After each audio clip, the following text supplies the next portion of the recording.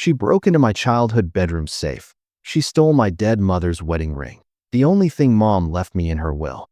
Then she sold it $17,000. Know what she did with that blood money? She threw her daughter the perfect engagement party.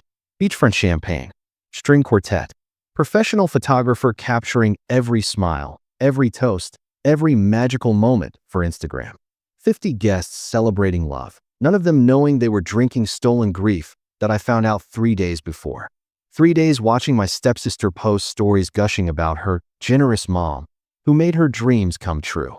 3 days with 2 options on the table: swallow it in silence while they erased my mother for likes, or blow up that charade in front of everyone. I chose destruction. This is the story of how my stepmom shattered the one sacred thing I had left, how she valued Instagram perfection over a dead woman's legacy, how I walked into that picture-perfect proposal with 50 witnesses and a truth bomb that no filter could fix, and how one stolen ring didn't just cost her money, it cost her everything. My mom died when I was 14. Ovarian cancer. Stage 4 by the time they caught it. She fought for 18 months. Chemo, radiation, clinical trials. She did everything right. It didn't matter. The last 3 months were the worst. Hospice at home. Morphine drip. Her body shutting down piece by piece while her mind stayed sharp enough to know exactly what was happening to her. I was there when she died. Held her hand. Watched her take her last breath at 3:47 a.m. on a Tuesday in October. I was 14 years old and I watched my mother die, and there's no amount of therapy that makes that okay. Before she died, maybe a week before, when she could still speak clearly, she asked my dad to bring her jewelry box. She went through each piece, told me stories about where they came from, her grandmother's pearls, the bracelet my dad gave her on their first anniversary, the earrings I'd bought her for Mother's Day with money I'd saved from mowing lawns. Then she pulled out her wedding ring. It wasn't a traditional diamond ring. It was white gold with a blue sapphire surrounded by small diamonds. Vintage. Art Deco style. It had belonged to her grandmother, then her mother, then her. Family heirloom. Worth about $18,000, but the monetary value didn't matter. It was 4 generations of women in my family. She held it up to the light. Her hands were so thin by then. Skeletal. The ring would have fallen off if she'd tried to wear it. "This is yours, Liam," she said.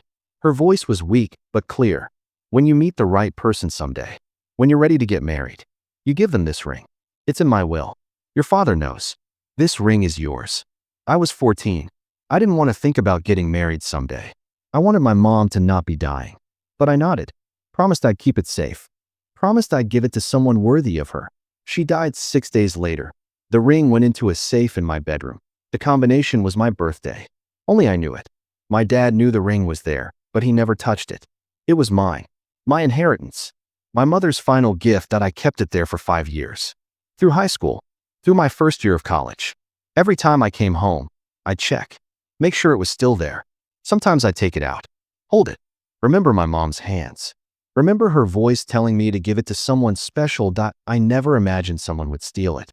My dad remarried 2 years after my mom died. Her name was Denise.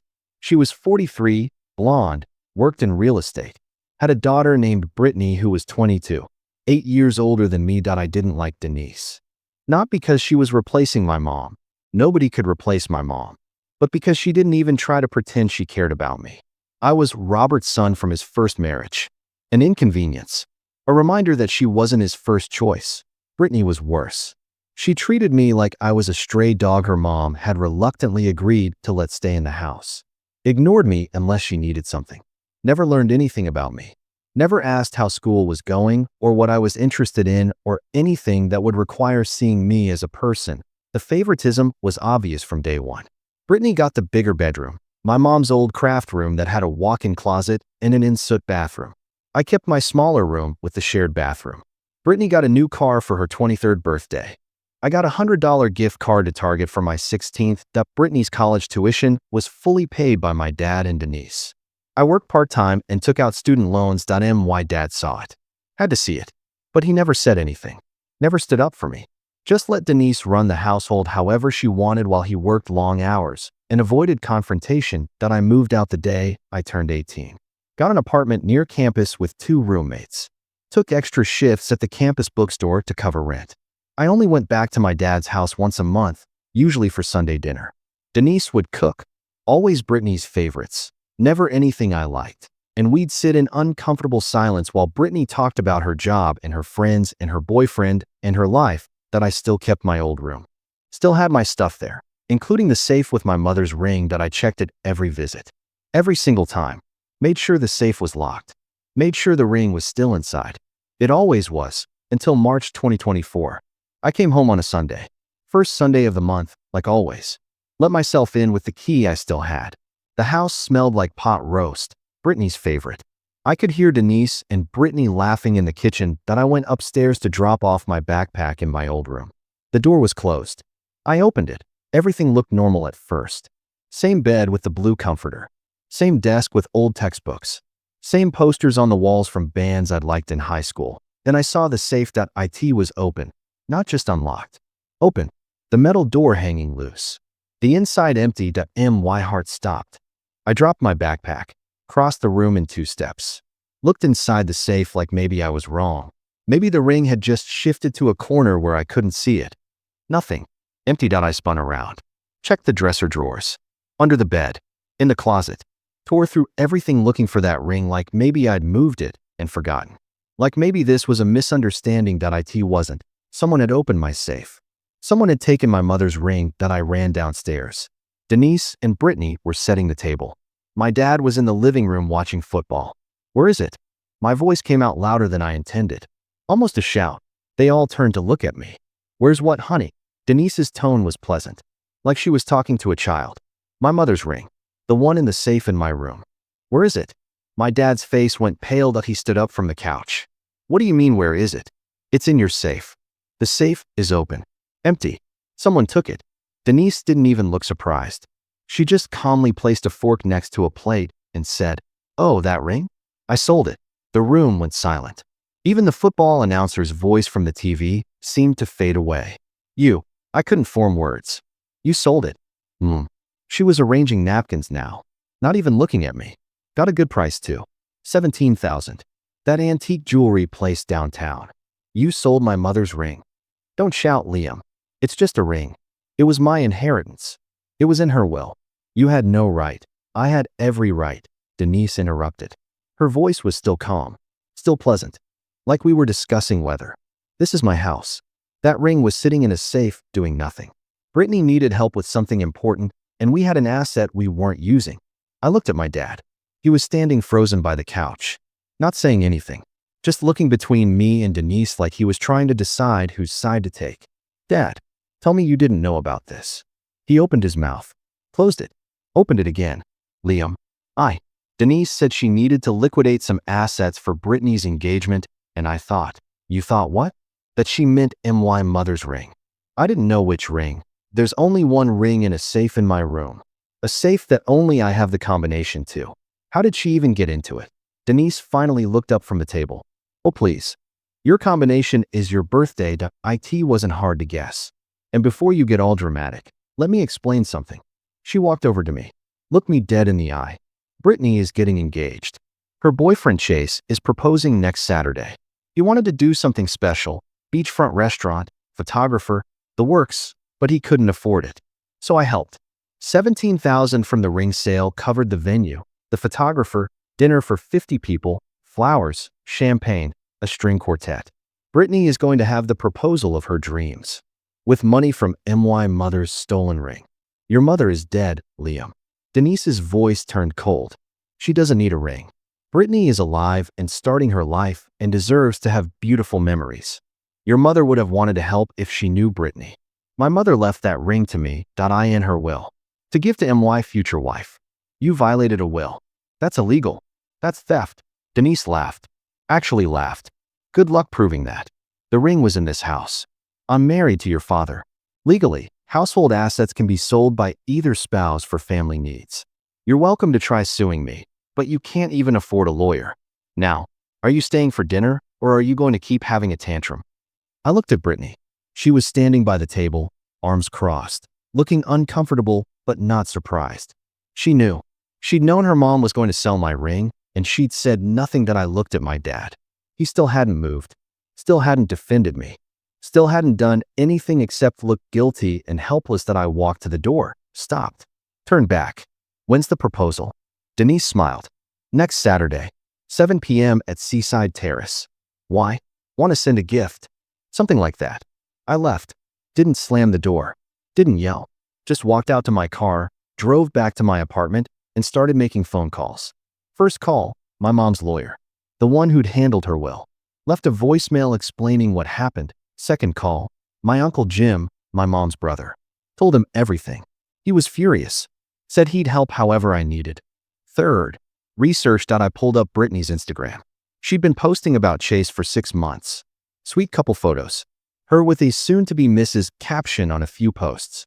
Countdown posts with ring emojis that I found Chase's profile that he worked in sales. Posted gym selfies and motivational quotes. Seemed like a decent enough guy. Probably had no idea his future mother-in-law had funded his proposal with stolen jewelry. Then I found Denise's Facebook. She'd posted in a private group, a Mothers of the Bride group, but the privacy settings were weak enough that I could see some of it through a mutual friend's profile. Her post from 4 days ago. Ladies, I did it. My daughter's proposal is this Saturday, and I managed to put together the most beautiful event. Beachfront venue, professional photographer, string quartet, champagne for 50 guests. She has no idea. Chase is going to propose, and it will be perfect. Sometimes you have to get creative with finances, but seeing your daughter's dreams come true is worth it. 43 comments. All congratulating her. Calling her Mom of the Year. Asking for photos after the event that I screenshot everything. My mom's lawyer called back Monday morning. His name was Richard Chun. He'd been handling my mom's estate pro bono because they'd been friends. Liam, I'm so sorry this happened. Let me be clear. What Denise did is absolutely illegal. The ring was specifically bequeathed to you in your mother's will. It wasn't a household asset. It was your personal property being stored in your father's home. Denise had no legal right to access it, let alone sell it. Can I sue her? Yes. For theft, conversion of property, and violation of probate law. But there's something you should know. Lawsuits take time. Months, possibly a year. The ring is already sold. Getting it back might be impossible, but you can sue for the monetary value plus damages. What if I don't want to wait months? Richard was quiet for a moment. What do you have in mind? The proposal is Saturday. 50 people are going to be there.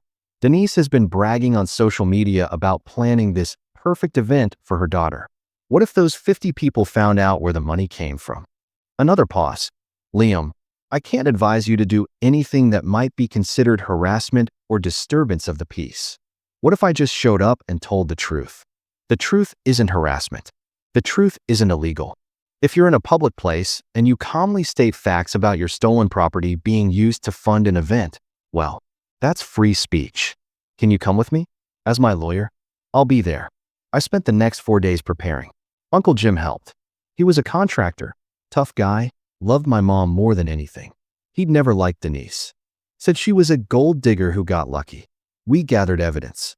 Copy of my mom's will, notarized, showing the ring was left to me. Photos of the ring from family albums. Appraisal documents showing its value, $18,000. Receipt from the antique jewelry store where Denise sold it. Uncle Jim went in and asked if they'd purchased a vintage sapphire ring recently. They confirmed it, showed him the sales record. Screenshots of Denise's Facebook posts. My birth certificate and childhood photos showing I lived at that address, establishing that the ring was in my possession in my room. Richard looked over everything Thursday night in his office. This is solid, more than solid. You could file tomorrow and you'd win. But you want to do this Saturday. I want everyone who's going to celebrate Brittany's engagement to know it was bought with stolen money that I want Denise to have to explain to all her friends what she did. I want Chase to know what kind of family he's marrying into. Then let's make sure we do this right. Public place. No threats. No physical contact. Just facts. I'll be there as your legal counsel. Your Uncle Jim can be there as a witness. We'll be professional, calm, and we'll make sure Denise understands there are consequences. Saturday, March 23rd, 2024.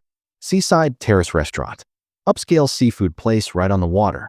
I'd never been there. Too expensive for a college student working part-time that I arrived at 6:45 p.m. 15 minutes before the proposal was scheduled. Wore my nicest clothes, button-down shirt, slacks. Wanted to look like I belonged there. Richard and Uncle Jim were waiting in the parking lot. We walked in together. The restaurant had cleared their back patio for the event. 50 people milling around with champagne glasses. String quartet playing something classical. Flowers everywhere, white roses and peonies. A professional photographer setting up equipment. Brittany was there in a white dress. Not a wedding dress, but white, which felt intentional. She was glowing, happy, talking to friends. No idea what was coming. Chase was near the railing, looking nervous, checking his watch. A server was setting up a microphone. Denise was in the center of everything, directing people, adjusting flowers, recording on her phone, wearing a dress that probably cost as much as my rent. She looked so proud, so satisfied, like she'd orchestrated the perfect event. She saw me walk in and her face changed. Smile dropped, eyes narrowed. She walked over quickly. "What are you doing here?" "I was invited." "No, you weren't. It's a public restaurant. I'm a customer." The manager approached. "Is there a problem?" "No problem," Richard said smoothly, stepping forward. He handed the manager a card. "I'm Mr. Sawyer's attorney. We're here on a legal matter. We won't be disrupting service, but my client has a right to address guests at this event regarding stolen property." The manager looked confused. "Stolen property? The funds used to book this venue were obtained illegally. We're here to inform the involved parties." Denise's face turned red. "You need to leave. Now." "Actually," Richard continued, still calm, "we don't. This is a public establishment. My client has every right to be here. He will be addressing the guests shortly. You can choose to let him speak, or we can involve law enforcement to mediate. Your choice." Chase picked up the microphone. His hands were shaking. "Can everyone gather around? I have something I want to say." 50 people formed a circle around Chase and Brittany. Phones out, ready to record. The photographer positioned himself. Chase took a breath. "Brittany, we've been together for 2 years. Best 2 years of my life. You're smart, funny, beautiful, kind." I stepped forward into the circle. "Excuse me. Sorry to interrupt." "Chase, I'm Liam. Robert's son. I need to say something before you continue." Gasps. Confused murmurs. Chase lowered the microphone. "What? Who are you?" "I'm Brittany's stepbrother, and I need everyone here to know something important." Denise rushed forward. "Liam, if you don't leave right now, this proposal," I said loudly, addressing the entire crowd, "was paid for with $17,000. That money came from selling my late mother's wedding ring. A ring that was left to me in her will. A ring that Denise stole from my bedroom safe and sold without my permission 2 weeks ago." Silence. Complete silence except for the waves hitting the shore. That ring was a family heirloom. It belonged to my great-grandmother, then my grandmother, then my mother. My mother died of cancer when I was 14. Before she died, she put in her will that the ring was mine, to give to my future wife when I got married. Denise broke into my safe, stole it, sold it for $17,000, and used that money to pay for this event. Chase looked at Denise. "Is this true?" "He's lying." Denise's voice was shrill. "He's jealous that Brittany is happy and he's trying to ruin." Richard stepped forward. "I'm Richard Chun, attorney at law. I have documentation." He pulled out a folder. Copy of Anna Sawyer's will, clearly stating the ring was left to Liam. Photos of the ring. Appraisal showing its value. Receipt from the jewelry store where it was sold, including the date, which was March 8th, 2 weeks ago, and screenshots of Mrs. Denise Sawyer's own Facebook posts bragging about funding this event. "I'm happy to show any of these documents to anyone who would like to verify." He started passing papers to the nearest guests. They read, looked at Denise, looked at me, looked at each other. Brittany's face was white. "Mom, did you actually? It was just an old ring. He never used it. He wasn't even going to. You stole from him." Brittany's voice cracked. "You stole his dead mother's ring."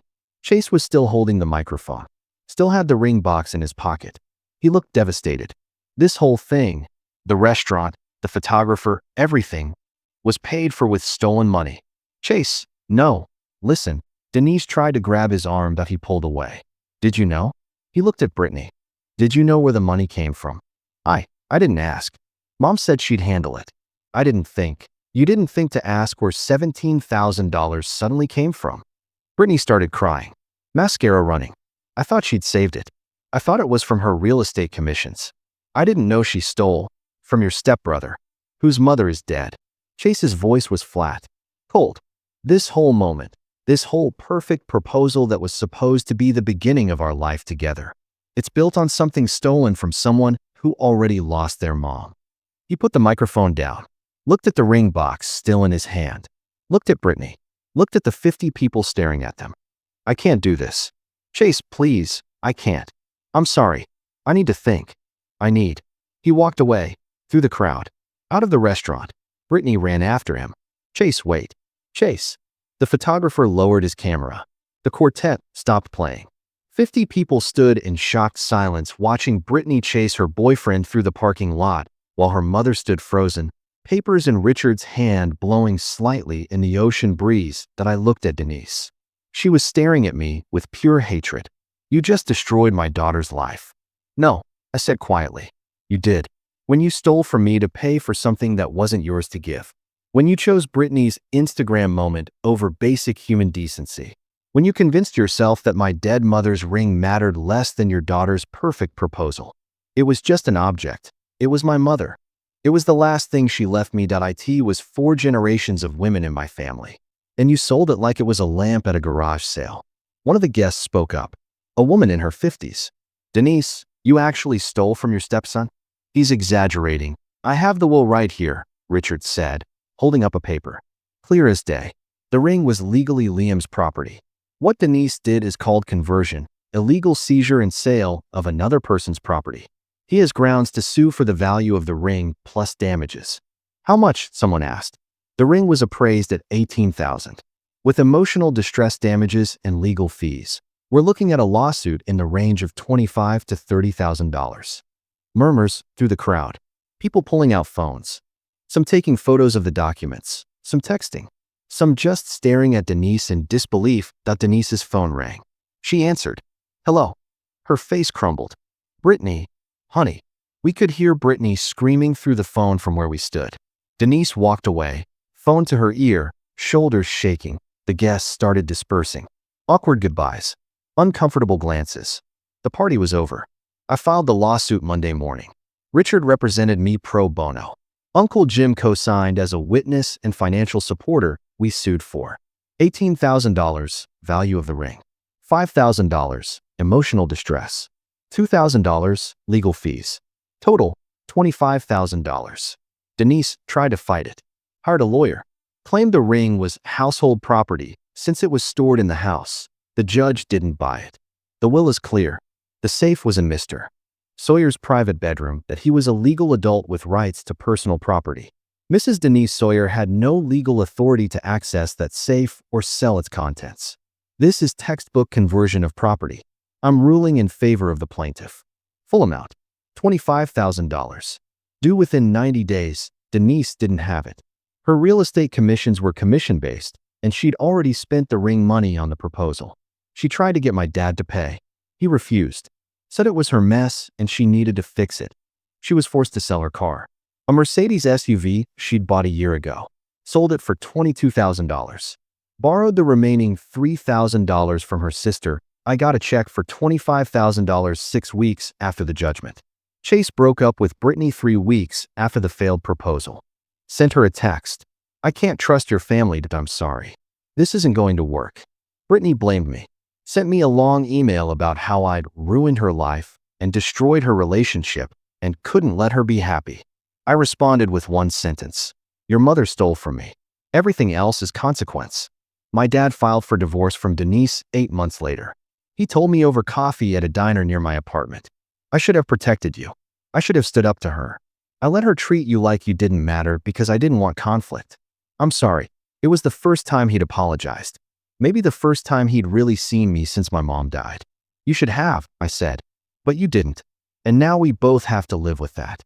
Can we try to rebuild? Maybe. Eventually. But not yet. He nodded.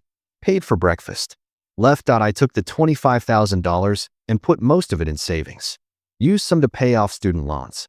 And I used $3,000 to commission a jeweler to recreate my mother's ring that I gave him the photos. The appraisal description. Every detail I could remember. He made a new ring. White gold. Blue sapphire. Art Deco setting. Not the original. Not 4 generations of family history. But close. A memorial. A promise that I keep my mother's memory alive, even if the original was gone. That I keep it in a safe deposit box at a bank now. Not in my apartment. Not anywhere Denise or anyone else can reach it. Someday I'll give it to someone special. Someone worthy of my mom's legacy. Someone who understands what it means to be trusted with something irreplaceable, but not yet. Not until I'm sure. 2 years later, Brittany sent me a message on Facebook. Long message. Explaining that she'd been in therapy. That she understood now what her mother did was wrong. That she was sorry for benefiting from something that hurt me. She said she'd confronted Denise. That Denise still didn't think she'd done anything wrong.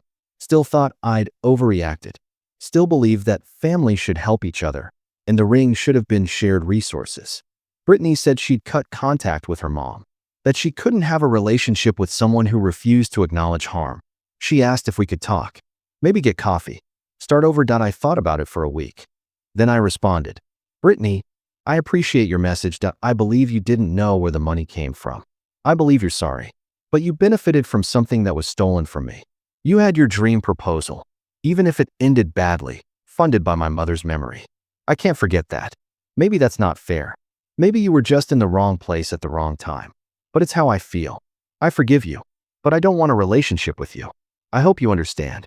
She never responded. I don't know if she understood or if she was hurt. I don't really care. My mom used to say, people will show you who they are. Believe them. Denise showed me. She showed me that my grief didn't matter to her. That my inheritance was just a resource to be exploited. That my relationship with my dead mother was less important than her daughter's engagement photos. She showed me that I believed her. And I made sure she paid for it. Not out of revenge. Out of justice. There's a difference. Revenge is about making someone suffer. Justice is about making sure actions have consequences. Denise suffered. Lost her stepdaughter's respect. Lost her daughter's trust. Lost her marriage. Lost her car. Lost $25,000. Lost the reputation she'd built in her social circle as perfect mom who creates perfect moments. But those weren't things I did to her. Those were consequences of what she did. I just made sure people knew the truth. The ring is gone. The original. For generations. My great-grandmother's hands. My grandmother's hands. My mother's hands. Sold to a jewelry store for $17,000 and probably resold to someone who has no idea what it meant. But the memory isn't gone. The promise isn't gone. And the new ring, the one I had made, carries the same intention even if it doesn't carry the same history that my mother wanted me to give her ring to someone I loved. Someone who would treasure it the way she did. Someone who understood that marriage is about legacy and commitment and building something that lasts. That I'll keep that promise. With a different ring. But the same heart. And Denise? She's someone else's problem now. My dad's ex-wife. Brittany's estranged mother. A woman who thought a perfect Instagram post was worth destroying relationships and stealing from family. That I hope she learned something. I doubt she did. But it doesn't matter anymore. Because she's not in my life. She has no power over me. She's just a cautionary tale I tell when people ask why I keep important things in a bank vault instead of trusting family. Let me tell you about my stepmom. I say. And the time she sold my dead mother's ring for $17,000. And I watched their faces change. Watch them understand. Watch them realize that family doesn't always mean safety. Sometimes family means you just have to be more careful about who has keys to your home. If someone steals from you, actually steals, not borrows or misunderstands, but deliberately takes what's yours, you have two choices. You can let it go. Tell yourself it's not worth the fight. That family is more important than objects. That forgiveness is strength. Or you can fight back. Make sure they understand there are consequences. Make sure everyone knows what they did. Make sure they pay, not just financially, but socially, emotionally, legally. I chose to fight. Not because I'm vindictive, not because I can't forgive, but because letting Denise get away with it would have meant my mother's memory didn't matter. It would have meant the will she carefully wrote while dying didn't matter. It would have meant I didn't matter. I showed up. I spoke truth. I filed a lawsuit. And I won. The ring is gone. But my self-respect isn't. My mother's legacy isn't. My ability to stand up for myself isn't. And that's worth more than $17,000. That's worth everything. If you've ever had family steal from you, drop stolen in the comments. That if you think I should have let it go for the sake of family peace, drop forgive. If you think Denise got exactly what she deserved, drop justice. And subscribe because I have more stories about people who thought family meant they could get away with anything. And learn the hard way that consequences don't care about blood relation.